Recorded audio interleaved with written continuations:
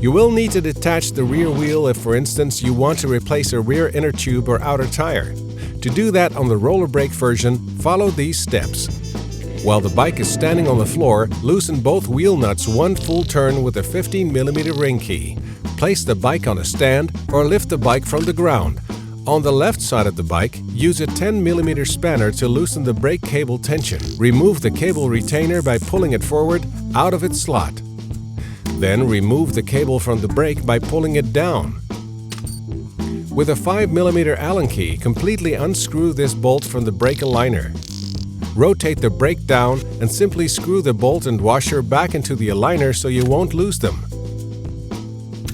On the right side of the bike, loosen the chain tensioner with an 8mm spanner and a 2.5mm Allen key. Rotate the tensioner downwards. Loosen both wheel nuts about 1 cm and pull back the slotted washers. While paying attention not to bend the shifter or brake cables, slide the wheel forward and the wheel will drop down out of the frame. Note that the wheel is still attached to the bike by the shifter cables and the chain. However, you will have enough room to perform simple repairs like changing the tire or inner tube. If you want to remove the rear wheel from the bike completely, you will also need to remove the shifter inner cables. First, release the clip and unhook the outer cable. Then release the small cable end from the hub interface. Remove the rear part of the Hebe chain glider.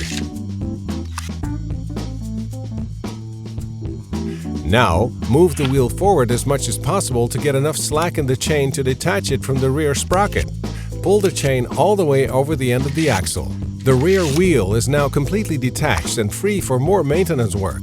Reverse the last couple of steps to remount the rear wheel to the Urban Aero.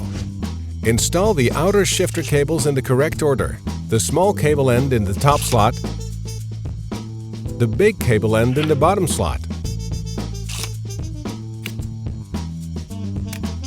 When you adjust the tension, keep the wheel straight by pulling or pushing on the tire like this. When you are happy with the chain tension setting, use the 8mm spanner and 3mm Allen key to tighten the lock nut. Verify once more that the wheel is centered and not touching the lock. Tighten the brake bolt up to 12 Nm. Tighten the axle nuts with a 15mm spanner alternately up to 30 to 40 Nm. Finish up by reinstalling the Hebe chain glider. First, place the inner part like this, and then slide the outer part over the back of the sprocket with the red button on top.